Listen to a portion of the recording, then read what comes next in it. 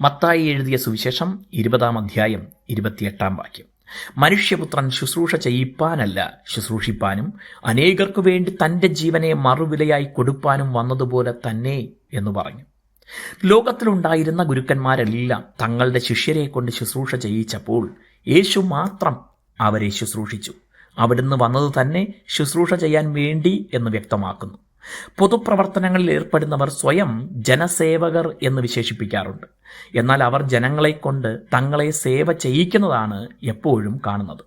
വാക്കും പ്രവൃത്തിയും തമ്മിൽ പൊരുത്തപ്പെടാത്ത ജീവിതമാണ് സമൂഹത്തിൽ കാണാനാവുന്നത്. യേശുവിൻ്റെ പ്രസംഗവും പ്രവൃത്തിയും ഒരുപോലെ ആയിരുന്നു. ജനങ്ങളുടെ ഇടയിൽ അവിടുന്ന് ജീവിച്ചു. തൻ്റെ ശിഷ്യരോടൊപ്പം യാത്ര ചെയ്തു. അവർ കഴിച്ച അതേ ആഹാരം കഴിച്ചു. അവർക്കൊപ്പം താമസിക്കുകയും ഉറങ്ങുകയും ചെയ്തു.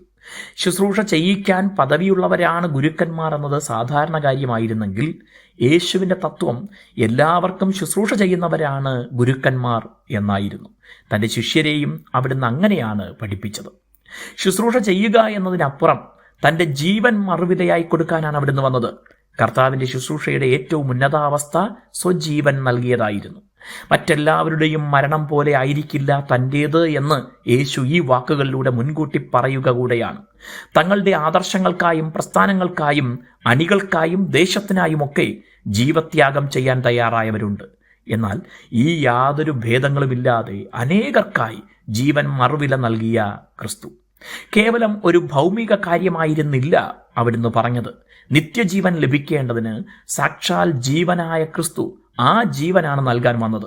യേശുവിന് മാത്രമേ അത് കഴിയുമായിരുന്നുള്ളൂ. പാപത്തിൻ്റെ പരിഹാരമാണ് യേശുവിൻ്റെ ജീവൻ അർപ്പിച്ചതിലൂടെ സംഭവിച്ചത്.